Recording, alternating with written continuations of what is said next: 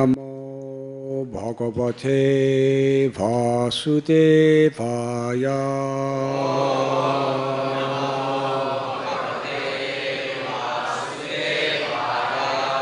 Om Namo Bhagavate Vasudevaya.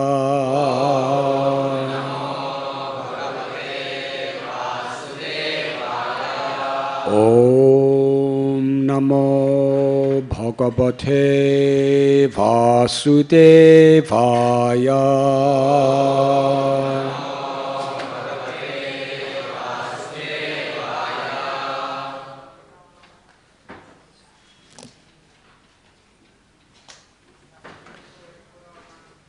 Prapanosmi Mahayogin Mahapurusha Satpate Anujani Himam Deva Sarvalokeshwareshwara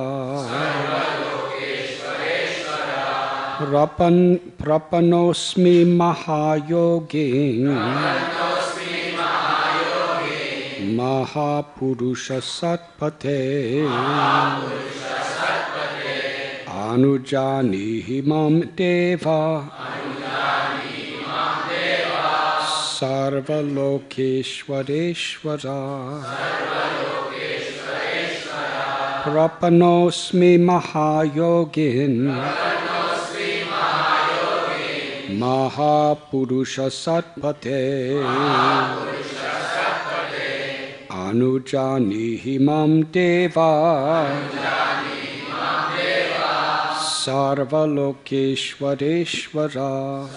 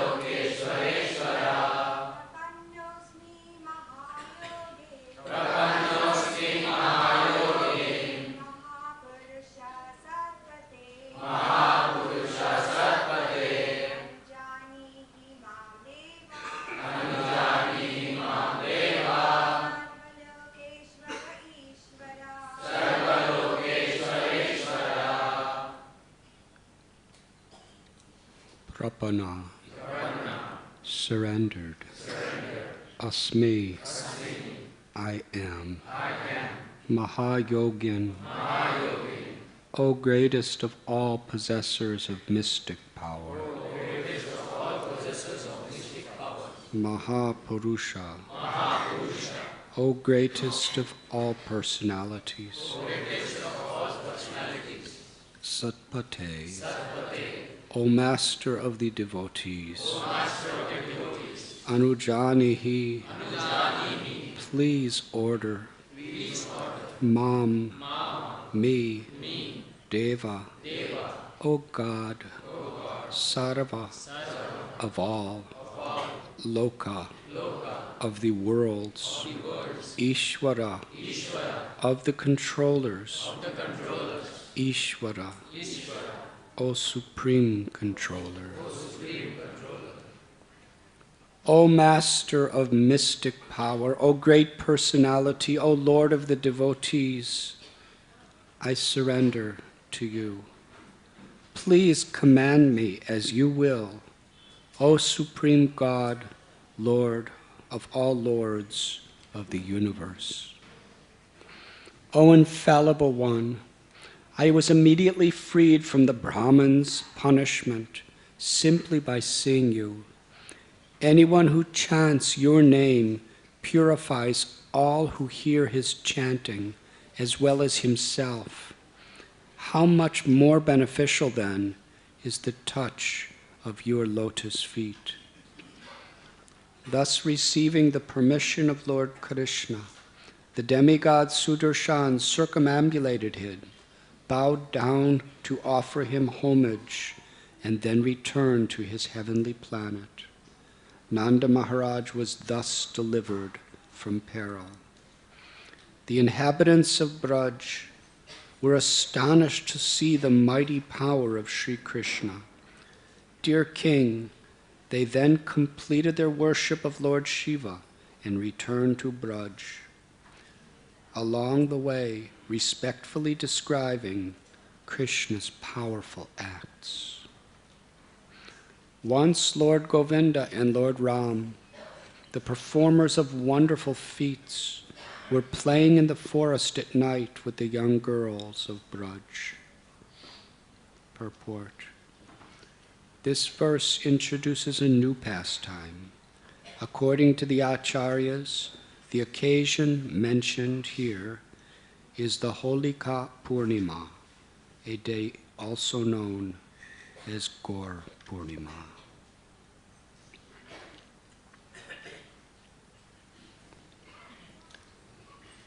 Om Gyantimidandasya Gyananjana Chalakaya Chakshurun Militam Jena Tasmai Sri Gurave Namaha Sri Chaitanya Manobhishtam Sthapitam Yena Bhutale Swayam Rupa Kadamayam Tadati Swapadantikam Vandeham Sri Guru Sri Juta Padakamalam Sri Gurun Vaishnavamscha Sri Rupam Sagrajatam Sahagana Raghunathan Pitam Tam Sajivam Sadvaitam Savadutam Parijana Sahitam Krishna Chaitanya Devam Sri Radha Krishna Padan Sahagana Lalita Sri Vishakan Bitamscha He Krishna Karuna Sindhu Dinabandhu Jagatpate Gopesha Gopika Kanta Radha Kanta Namostate Tapta Kansana Gaudangi Radhe Vrindavaneshwari Vrishabhanu Sate Devi Pranamami Hari Priye Vancha Kalpatarubhyascha Kripa Sindhubhya Evacha Patithanam Bhavanibhyo Vaishnavebhyo Namo Namaha Sri Krishna Chaitanya Prabhu Nityananda Sri Advaita Gadadhar Shivasati Gaura Bhakta Vrinda Hare Krishna Krishna Krishna Hare Hare Hare Rama Rama Rama Hare Hare.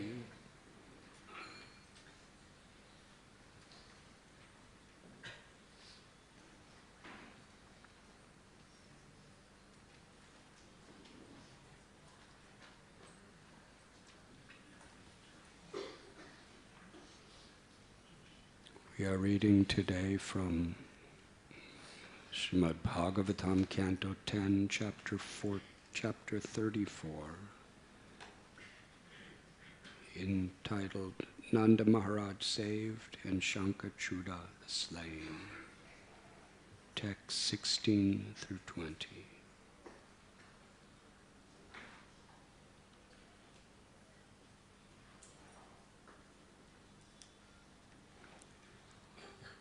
In this narration, Sri Shukadev Goswami tells a beautiful but simultaneously ghastly incident that took place just after the Ras Leela of Lord Krishna. In the previous 5 chapters to this, we have been reading about Krishna calling the gopis of Vrindavan with his flute. And that song captivated, enchanted their hearts in such a way that they literally left behind everything else in their life, risked their health,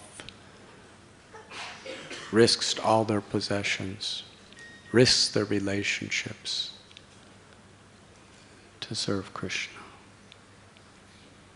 Last night we were speaking and someone was asking about the difference between fear of God, or fear, and love. Because this is a apparent inconsistency within religion. As we are taught to fear God.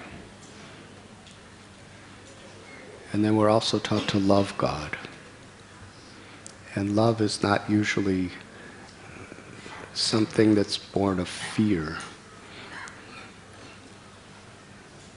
We find here the gopis were completely fearless.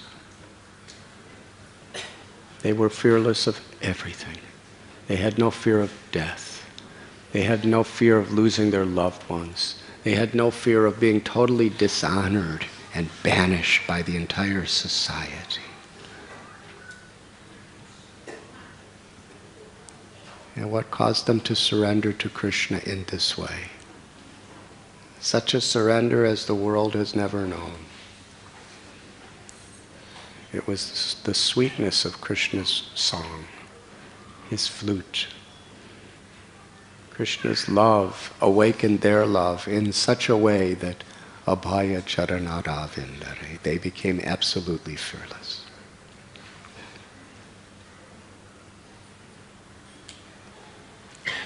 In bhakti, this is the state of consciousness that we're all aspiring for,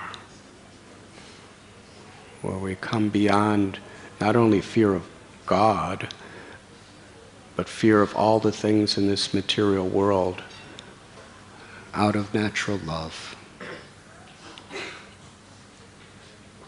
Our only fear in love is to displease the Lord.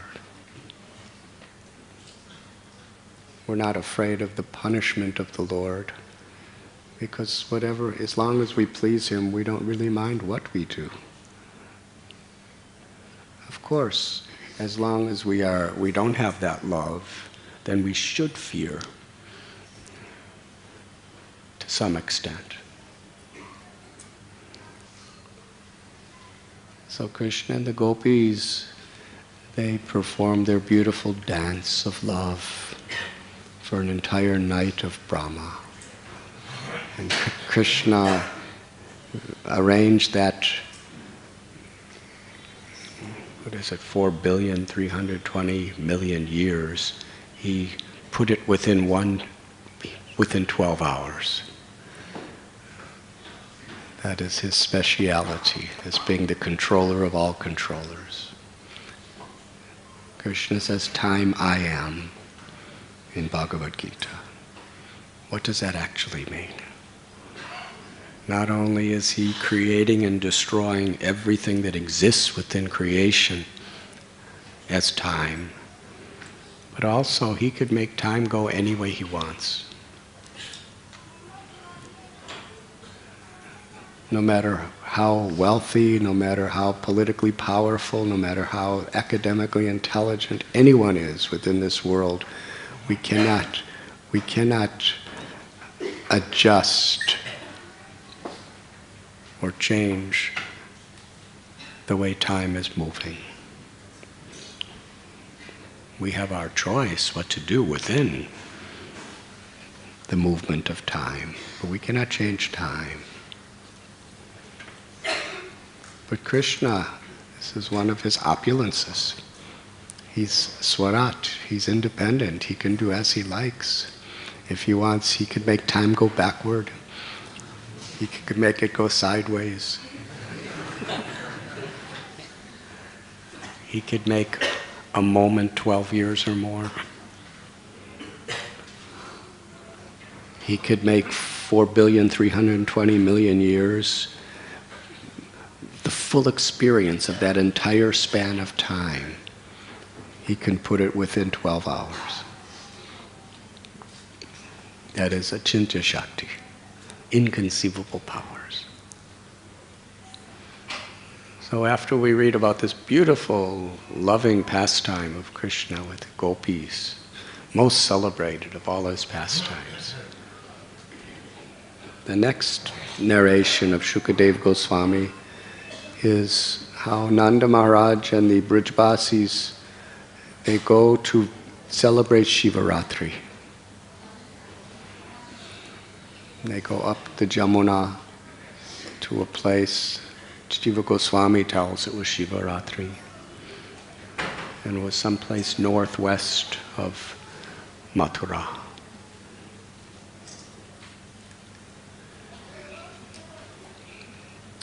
And honoring this great expansion of the Lord, Vaishnavanam Yatha Shambhu, Lord Shiva,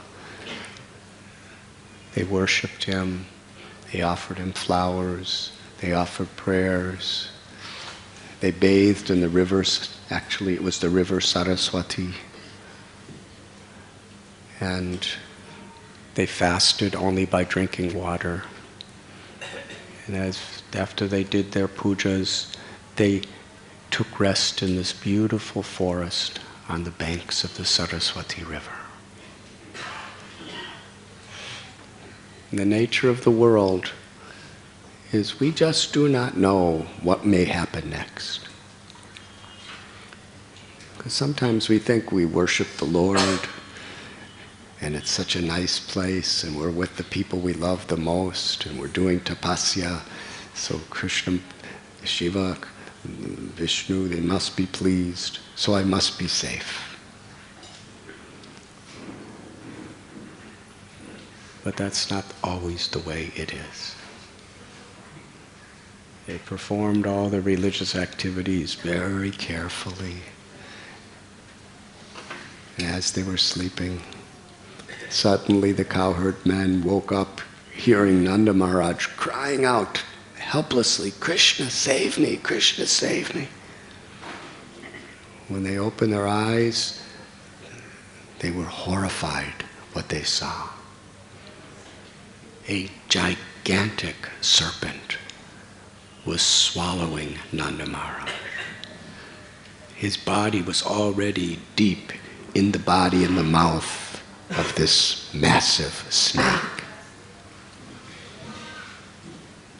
So the cowherd men wanted to do something to help. They got flaming, burning torches. So many of them. As hard as they could, they were beating the snake. Beating. And although this massive snake was being beaten by burning logs and torches, he kept swallowing Nanda Maharaj, who was going deeper and deeper and deeper into the belly of this snake. Nanda Maharaj was helpless. Just think of that. Put yourself in Nanda Maharaj's position, being swallowed by a snake. Some of us may be afraid of snakes. Even small snakes. Even little tiny snakes we're afraid of, because it may be poisonous. And sometimes snakes are very fast. If they want to bite you, they just... Yes, they're quite empowered. And we hear so many stories of people who were killed by snake bites. Narada Muni, in his previous life, his mother was killed by a snake bite when she just went to milk a cow like any other day. And suddenly, that's why in many villages in India today, what to speak of the past, people actually have temples of snakes. You have seen, especially in South India, because it happens. People at the least expected moment become bit and killed. So let us try to pacify the snakes by some puja.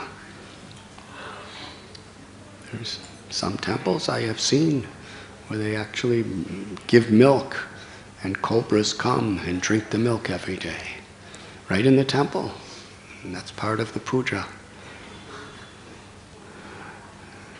If we give them nice milk, they won't bite us. I think that's the psychology.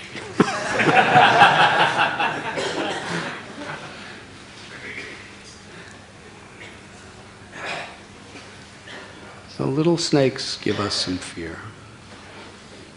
Can you imagine the size of this snake? Nanda Maharaj was being swallowed alive. And all the gopas who were there, seeing their king, he was more than their father to them. Sunandan was there, the younger brother of Nanda Maharaj. They were all seeing this happening. It was terrible. They loved him so dearly. What to speak of being swallowed by a snake? Can you imagine if your father, who you love so dearly, who's done everything for you, if he's being swallowed by a monstrous snake? They were beating and beating, but their beating was nothing. It had no effect. The snake was really enjoying eating Nanda Maharaj. It was a higher taste than all the... He didn't mind getting beaten by the flaming torches. And Nanda Maharaj, who was maintaining Krishna as his own son, he never was thinking Krishna's the supreme God. He was thinking Krishna's my son. He was always worried about him, always protecting him, feeding him. Along with Mother Yashoda, they would give him prasad, they would bathe him, they would dress him, they would pray for him. But when it came to a time when he was totally desperate and totally helpless and nobody else could help him, such a great soul as Nanda Maharaj, he couldn't help himself. He was obviously struggling to get out of that snake mouth, but he was going deeper and deeper and deeper. Snakes have incredible powers. Once they get you, you just go deeper and deeper and deeper, like in quicksand, into the body of the snake. So he was helpless. And all the cowherd men, they could do nothing to help him. By his own endeavors, by the endeavors of all of his friends and relatives, he was helpless. Sometimes death is compared to a snake. being swallowed by the snake of death, like this snake. And when that snake of death comes, what can you do? You can't help yourself, and nobody else can help you either when you start getting swallowed. Neither the government's military, you can't bribe somebody to get you out of the jaws of death. There's nothing. Your friends, your relatives, your loved ones. Death is like a snake in that sense. But if we cry out for Krishna, he can save us from the jaws of death.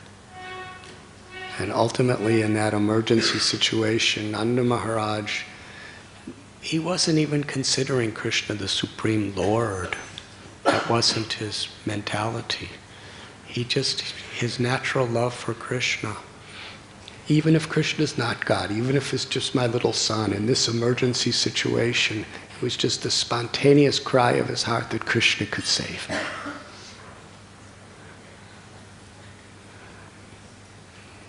And Krishna walked right up to that snake and very gracefully placed his lotus foot on the body of the snake. As soon as he did that, something extraordinary happened. The snake was no longer a snake. Within a flash of an instant, the snake manifested the form of a beautiful demigod, a Vidyadhara. He had a shining, human-like demigod form. He was wearing ornaments of jewels and gold. He bowed down to Krishna and with folded hands began to offer prayers. Now he was speaking, but Krishna wanted everyone to hear what he was going to say. So Krishna knows everything. But to make his pastimes very exciting and to bring our attention deeper into the pastimes, Krishna asks the obvious question. Who are you? Because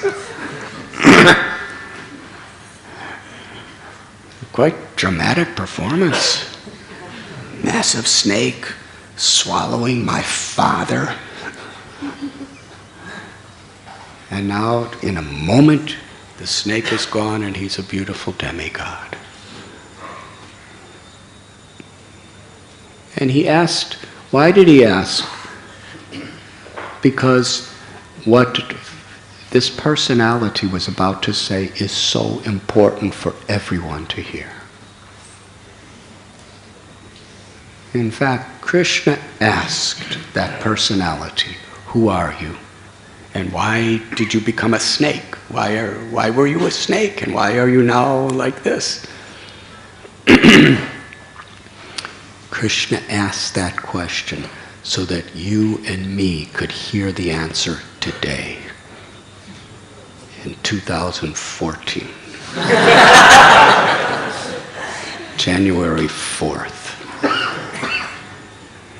At 7 km Munshi Marg in Chowpatty, Bombay 400007. That is Krishna. He knows past, present, and future. He wanted us to hear the answer because it's so crucial to our spiritual progress.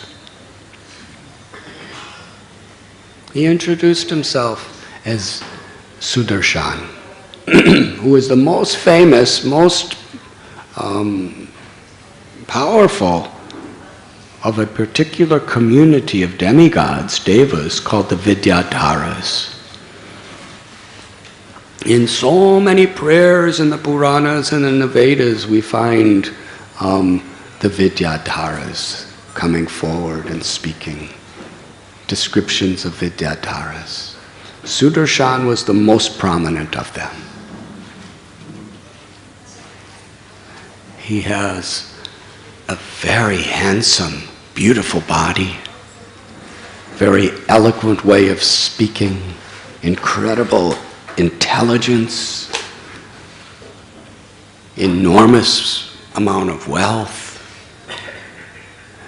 Queen Kunti, in her prayer to Krishna, Janmaishwarya Shruti Shribir Edamana Madapuma, she tells that these material qualifications potentially could be great disqualifications for spiritual life. Sudarshan had all of them. He had a very high birth, being the leader of the Vidyadhara Devas.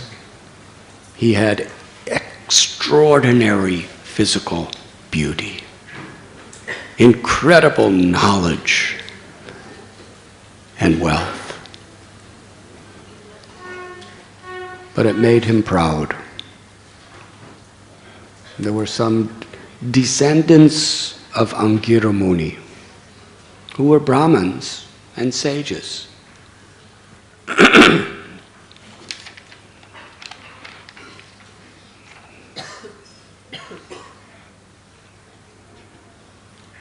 He says, once I saw some homely sages. Homely means ugly. Doesn't mean like people who make you feel at home.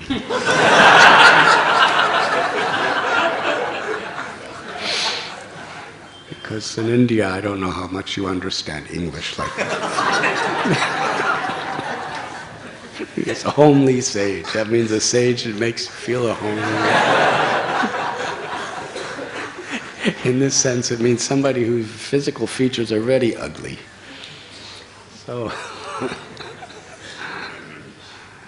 but they were descendants of Angira Muni. And he says, proud of my beauty, I ridiculed them. You see, this is the nature of the ego. When we have something that's considered by material standards to be valuable, the tendency is, I think myself better than another. And as soon as we fall into that trap, as soon as we're swallowed by that snake, the snake of ahankar or ego, then we become inattentive. And in that inattention, we feel that we have a right to criticize, to blaspheme, or to ridicule another person. If you're humble, you'll never do that, because you don't feel you have a right to do that. Yes? But because he was thinking, I am so handsome, so beautiful, and these people are so ugly. It began in his mind. He was thinking how he was superior to them because of his features being superior to theirs.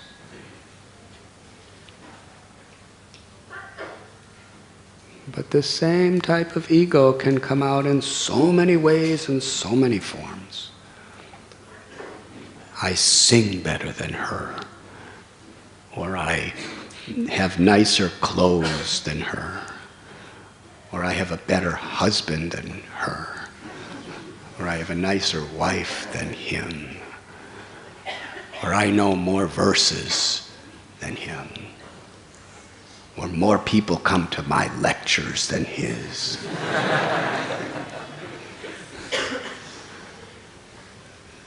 So many ways of getting swallowed by the snake of the false ego. Yes? And the reality is, if we're humble, I'm going to try to get a little poetic here. If we're humble, then we will recognize when we have false pride that we're being swallowed by the serpent of egoism. Yes? Instead of acting according to the dictations of the ego, if we realize we're being swallowed by this snake of egoism, which is death to our spiritual lives, like Nanda Maharaj will realize our helpless condition and will cry out to Krishna to save us. Hare Krishna, Hare Krishna, Krishna Krishna, Hare Hare, Hare Ram, Ram Ram, Hare Hare. Because ultimately, this false ego is more powerful than our mind, our intelligence, or any of our material abilities. The ahankar is the most powerful energy in material creation that Maya uses to entrap us. And if we think that with my knowledge of the scriptures and my power to discriminate and my tapasya, my austerities and my ability, because this snake was eating Nanda Maharaj and he only drank water all day. He was doing good austerities. And he was Krishna's father. So we may think I'm a Vaishnava, but how many of us are Krishna's father? Whatever our birth, whatever our position, whatever our knowledge, still, in relation to the false ego, the snake of the ahankar is eating all of us. We're in those jaws. And then we fall victim.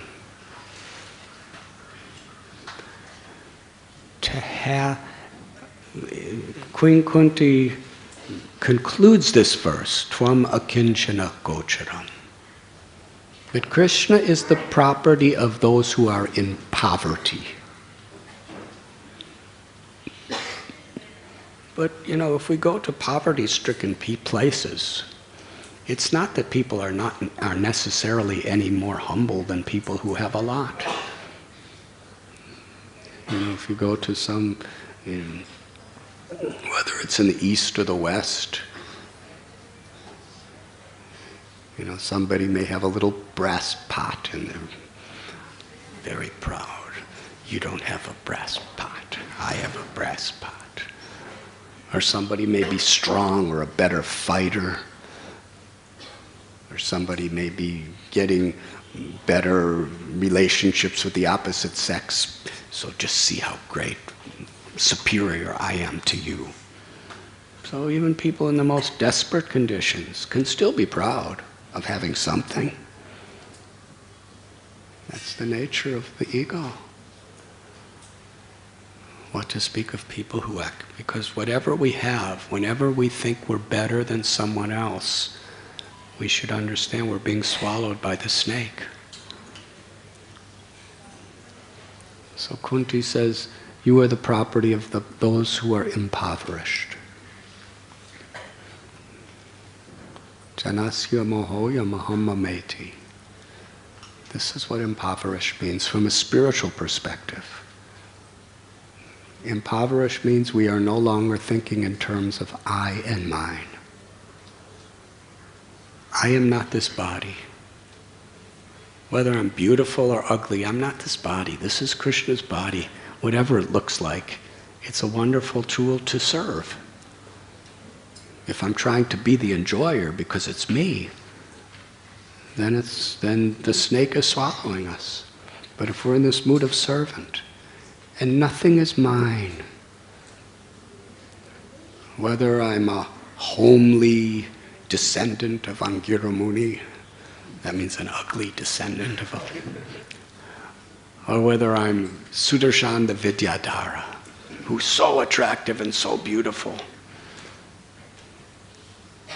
If Sudarshan came to Mumbai,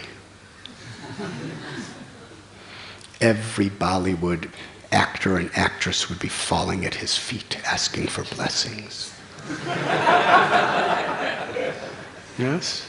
He would be the ultimate. How he sings, how he dances, he would make them all look like little hopping frogs. What he could do, when he wants to dance, he could dance in the sky. And his body his body, which is, lives for countless ages, it could move any way he wishes. Demigods are like that. We have to do all kinds of training and dancing to try to move in a certain way, and then as we get old, we can't do it. We have to try harder, and somebody else is dancing better. But he can just, he can he could just start wiggling his toes on top of his head. He could do anything he wants in the sky and be making circles. This is Vidyadhara. He's incredible. He's so beautiful.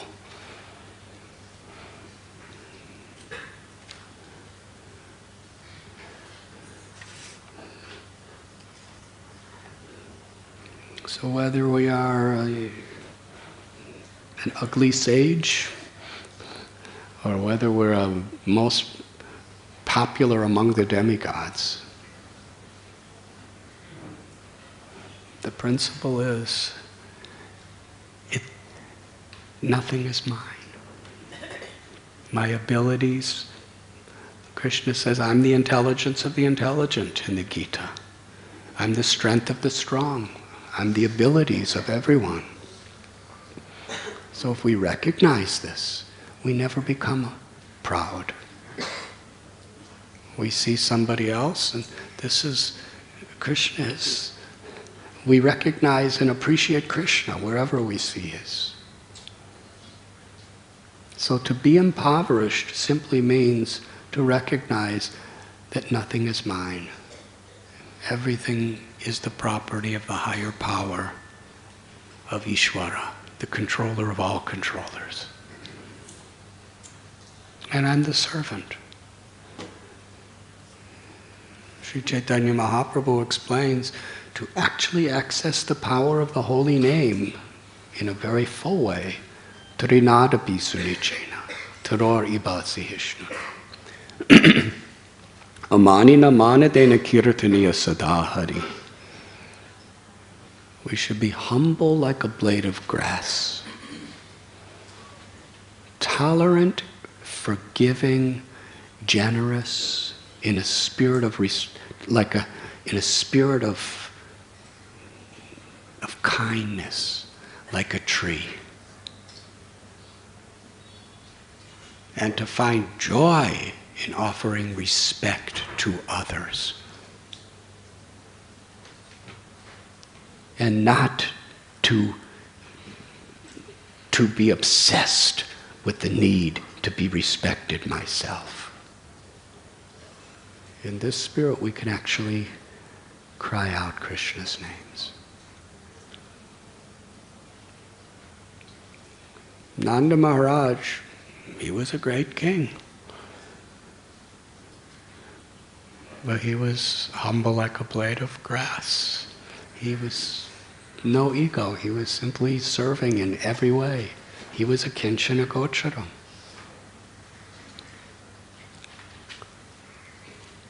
So this Krishna being the property of those who are in poverty means Krishna is the property of those who don't have that obsession to prove themselves to be better than others, who actually respect others. But at the same time, that doesn't mean we become useless. Humility doesn't mean, well, everyone else is better than me, so let them trample on my head in every way. Because our Bhagavad Gita, Arjuna was Trinadapi Sunichena. He was very humble and respectful, but he still fought the war. And he still fought the war to win. He wasn't fighting the war thinking, well, I'm humble, let me just shoot, but Krishna will arrange. With all of his power, with all of his intelligence, he was fighting to win, but without ego. He was doing it for Krishna, and ultimately he knew that I'm ananyas chintayanto mam. We have to do the best we can, but ultimately Krishna's giving us whatever we have.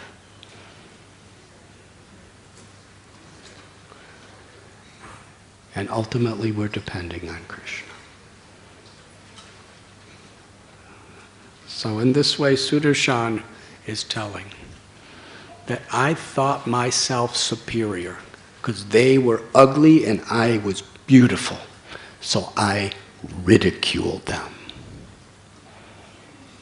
And by their kindness, they cursed me to become the ugliest, most terrible snake crawling on the ground.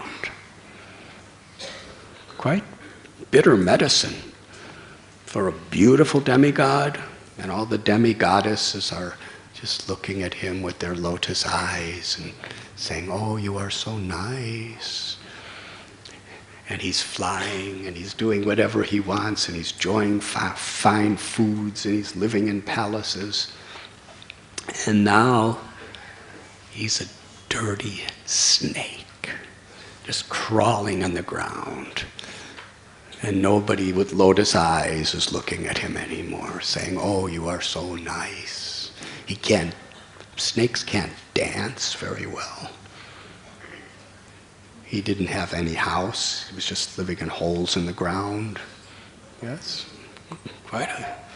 and it happened instantly. It's not that, he continued his demigod birth for so many millions of years, and then he took birth in the womb of a little mother snake. And then he came out of the little egg, and no, suddenly it all a flash. He's Sudarshan, the Vidyadhara, and the next second he's got the snake body. He's just like, doesn't even have feet. Doesn't even, can you imagine what a culture shock that must have been to you?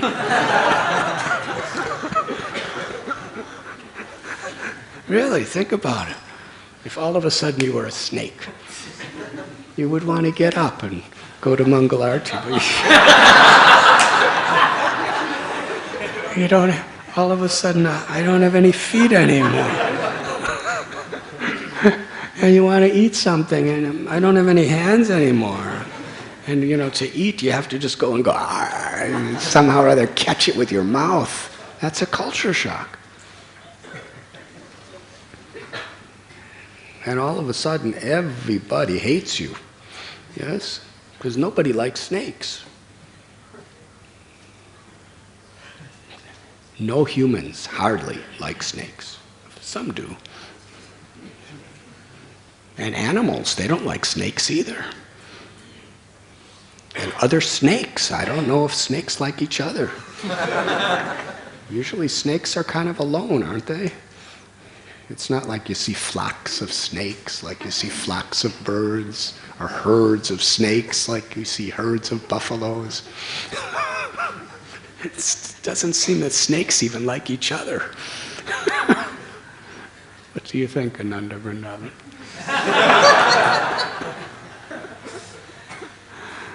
So now he's cursed, and suddenly he's a snake. But he still has the intelligence of a demigod. That's even worse.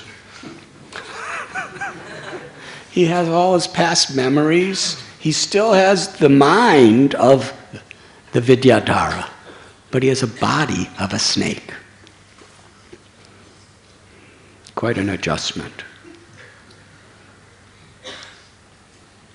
But Krishna, he knows everything. He's in everyone's heart.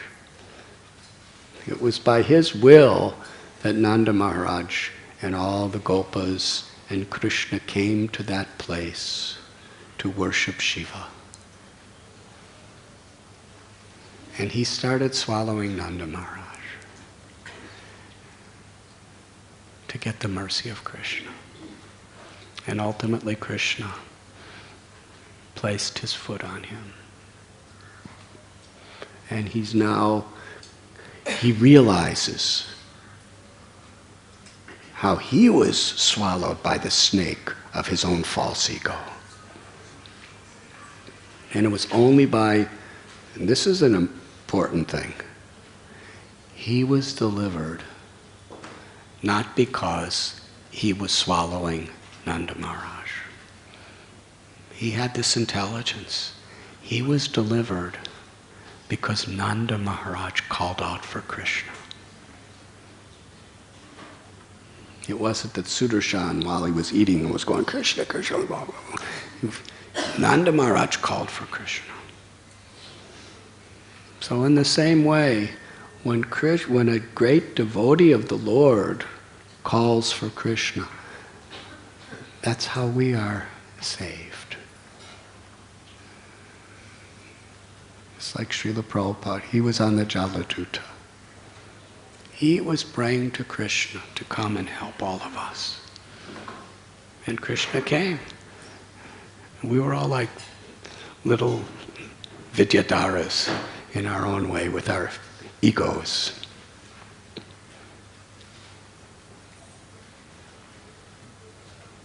Advaitacharya, he saw all the egoism in the world and he cried out. He cried out like Nanda Maharaj. He cried out for Krishna to come to the earth to save them, to save us. So this is the power of when a great devotee calls out. So Sudarshan is saying that he considered the curse of the sages to be a great blessing because it cured him of his false ego.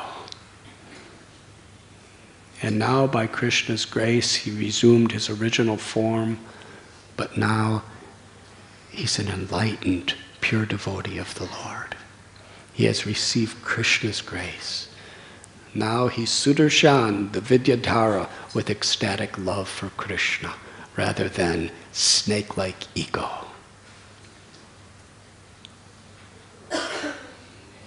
And after he narrates this wonderful story of his life, how he came to Krishna consciousness, or his journey home.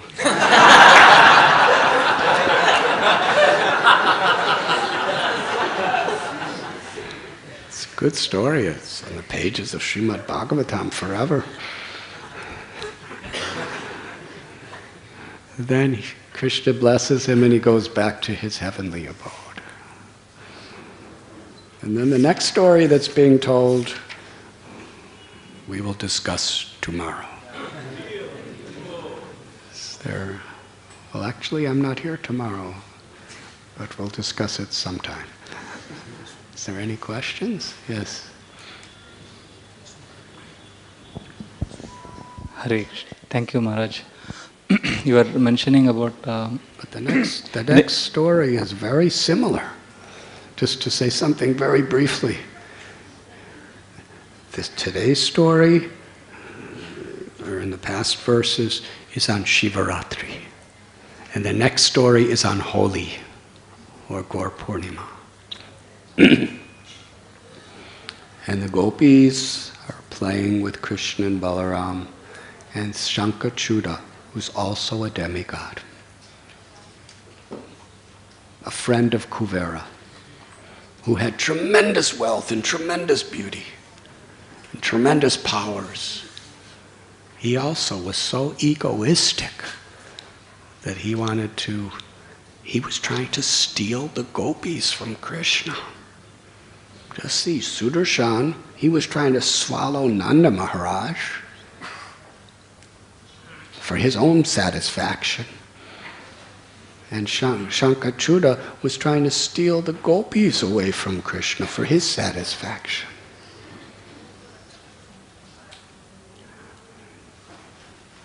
And Krishna and Balaram also picked up logs to get him, and he ran away. But it's the same principle. He had a beautiful jewel on his head, and it made him so effulgent and enlightened and beautiful looking. He thought he had the right. He had the right to do anything he wanted. And who is this Krishna Balaram, these little children? Who are they to be enjoying these beautiful women? they are for me. So the same principle. His opulence, his wealth, his beauty, his strength made him proud. Yes. Maharaj, you were mentioning about how Srila Prabhupada, Advaita Acharya, the pure devotees pray for our deliverance. Like Nanda Maharaj called out to Krishna, that was responsible for Vidyadhara, Sudarshan to be delivered. As while preaching, we try to remember this, that we are not actually doing anything. We are just instruments. At the same time, we feel responsible for people whom we are preaching to. And sometimes what happens, many people come and they expect us to give love, affection, talk to them nicely, and we don't want them to be going away from Krishna consciousness. We are nice to them. At the same time, preachers have an agenda. We want them to chant, we want them to take up to Krishna consciousness. And people also, they expect us to have nice relations, love, affection and all that. And then over a period of time, there is a conflict of expectations. The relationship with some people gets strained because preachers tend to spend more time with those who are showing more interest, commitment, service. So therefore what happens, some people, although they have shown promise in the beginning, they may give up Krishna consciousness because of not getting so much time or whatever, some strain. So at that time, how do we know that are we responsible for their giving up Krishna consciousness? Or, because you said in the beginning of the class that the devotee's fear should be that we should not displease Krishna. So how do we know, we are displeasing Krishna, Guru? Because it's not possible that we can please everyone, and then sometimes some devotees give up Krishna consciousness. They may be initiated or they may have chanted 16 rounds at one point of time. So as preaching is growing, how do we know that we are not responsible, or are we responsible for people giving up Krishna consciousness? Hare Krishna.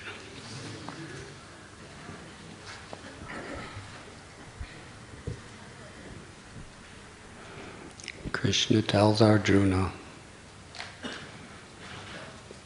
that ultimately he's not the cause of the result of his services.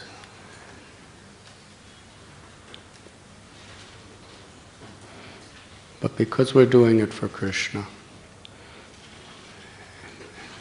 and because what pleases Krishna most in this world is when we inspire others to know him and love him, we honestly and sincerely try our best. But the results will not always be. Even the greatest acharyas, people still have their free will and fall away. Srila Bhakti Siddhanta Saraswati Thakur. There is a story of someone who was practicing bhakti and left the path. And he was actually in tears, saying, I could not save him. And Srila Prabhupada, our own Guru Maharaj, among several examples, there's one of someone who actually went astray. And after some months, the person came back asking forgiveness. As soon as he came back, Prabhupada embraced him and was crying. He said, since you left, I've been praying for you. And now you have come back. So we should feel a personal concern for people's lives. And by taking such a responsibility, that's how we make progress. Taking responsibility is, in Krishna consciousness, a very necessary form of bhakti. Because when we take responsibility for a spiritual purpose, that sense of responsibility is a deep devotion. Yes? If we don't take responsibility, we're not really putting our heart into something. And whatever we do, we want to put our heart into it. So it's important that we take responsibility. Whatever we're doing. If we just whimsically sweep the floor whenever we feel like it, there's not much of a depth of meditation there. But when we actually take a responsibility to keep that floor clean, then we're really putting our heart into it. Yes? If a mother doesn't feel responsibility for their child, she's going to whimsically do what pleases her for the child. But if she feels this child is my responsibility, then she'll put her heart and soul and meditate on what's best for that child. So whatever we do, it's very conducive to our spiritual life to do it with a sense of responsibility. But at the same time, everyone has their free will. And we can only do what we can do. We all have our limitations. Part of humility is to understand and recognize my limitations. I can't be everything for everyone. Krishna can be everything for everyone. Krishna could dance with millions of gopis at the same time and remain a brahmachari. Can you do that?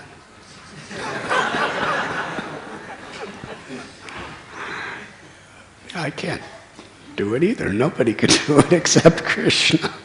Not even Vishnu can do it. Lakshmi wanted to join the Ras Leela because she wanted to be with Krishna. She left Vaikuntha. And Vishnu and Krishna are one, but still, Krishna manifests such an opulence of love. So Krishna could please everyone.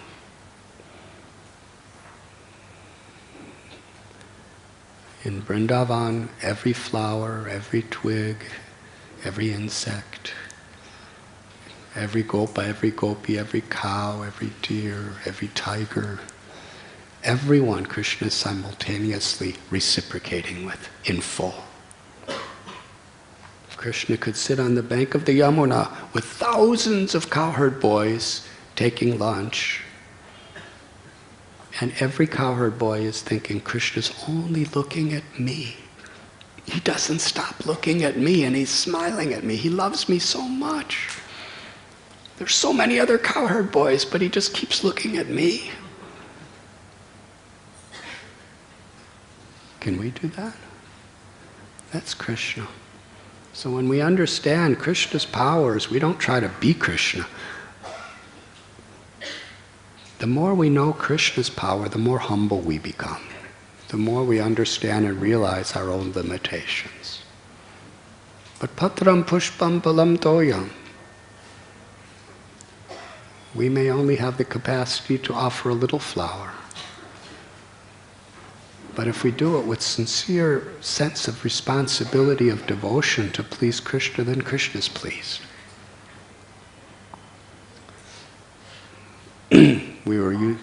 Vrindavan Das Thakur and Sri Chaitanya Bhagavat gives an example. To just look at the sky.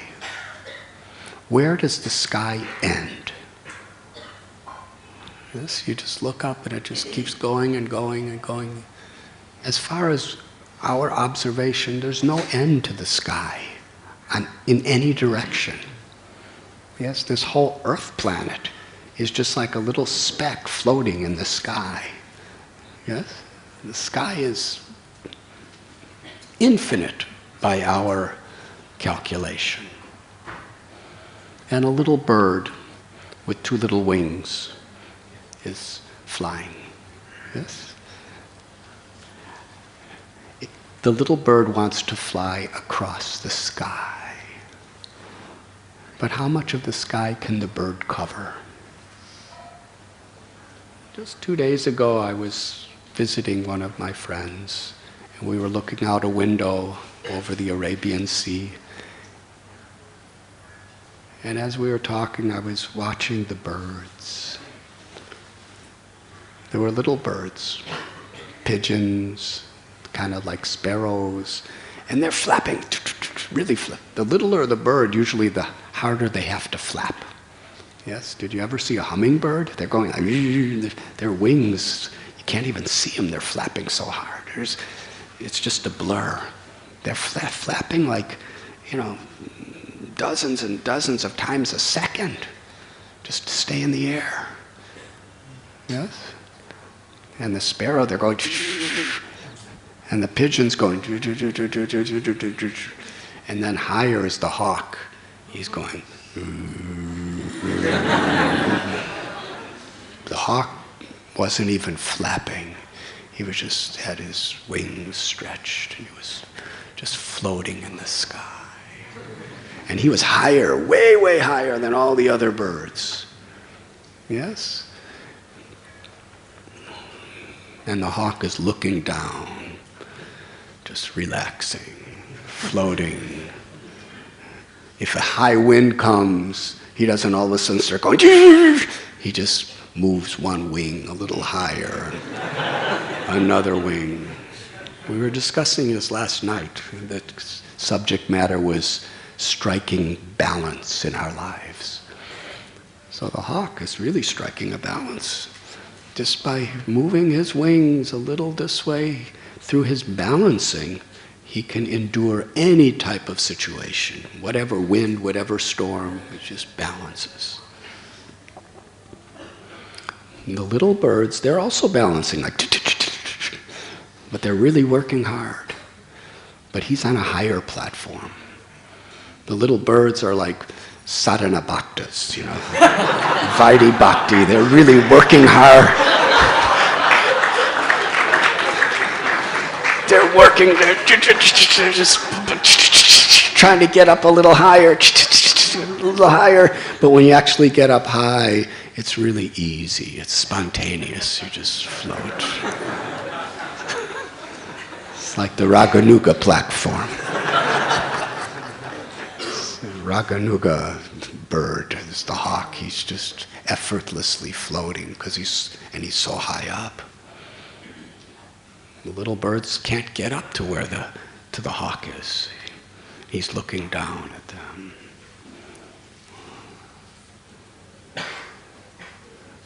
Why did I tell that story? Oh, the sky. That's right. Thank you. So, if you take the little sparrow or the little hummingbird, he can't get up there where the hawk is. He's trying his best. Can't get that high, and the hawk is just floating. So from the little tiny bird's perspective, that hawk is really high up. But from our perspective, when we're, up in this high hotel room where I was, visiting someone, looking out at the window, looking at the whole sky, what has the hawk done, right? How far has he gotten into the sky? Insignificant. So this is the false ego. We think we're doing something great, but compared to Krishna, compared to the people of the spiritual world, we are insignificant. Srila Prabhupada said this once.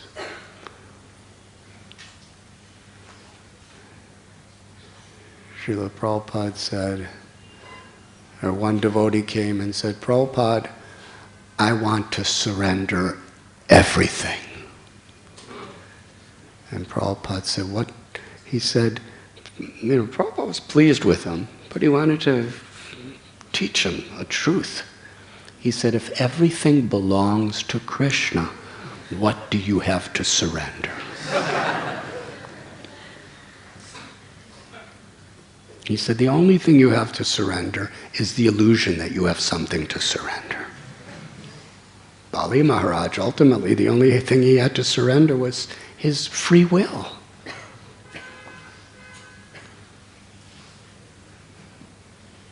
And Prabhupada said, we should understand that in relationship to Krishna and the ultimate truth, we are all insignificant. Yes? That hawk may think, when the hawk compares himself to the sparrows, he thinks, see how great I am. But when the hawk looks up at the 747 Air India jets that are flying by, or Jet Airways,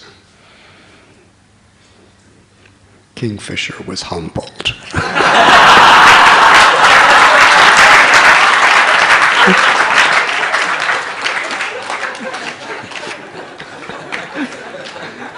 But with all respect. But when the hawk looks up at the airplanes, he realizes I'm insignificant. And when an airplane looks up at a rocket ship, that's insignificant. And compared to the entirety of the sky, the rocket ship is absolutely insignificant. Yes? Fly to the sun. The sun's right there. We see it. Why can't we get there? The sky is infinite. But Vrindavan Das Thakur said, according to our capacity, the glories of the Supreme Lord, Sri Chaitanya Mahaprabhu, Sri Krishna, are infinite. And we're like little birds. The best we could do is try our best to fly across the sky. And Krishna is so pleased. If we just try our best with the right intention, Krishna's very happy. But we should do it with that humility. I may speak about Krishna, but what can I say? It's infinite. Just to give an indication of the infiniteness. Vrindavan Das Thakur explains that even if we have 1,000 mouths and we speak Krishna's leelas for the entire time of the creation, we cannot fully explain what Krishna does in one moment. Hare Krishna. We only have one mouth. And we only live a few years. So what can we do? But still, if we just take responsibility to try our best with the right consciousness, then that's perfection. So we should try our best to accommodate, every person that's coming before us. But at the same time, we can only do what we can do. We shouldn't get depressed. We shouldn't get discouraged. We should just honestly and earnestly try our best. And balance our life. Like that hawk balances himself when the winds and the storms come.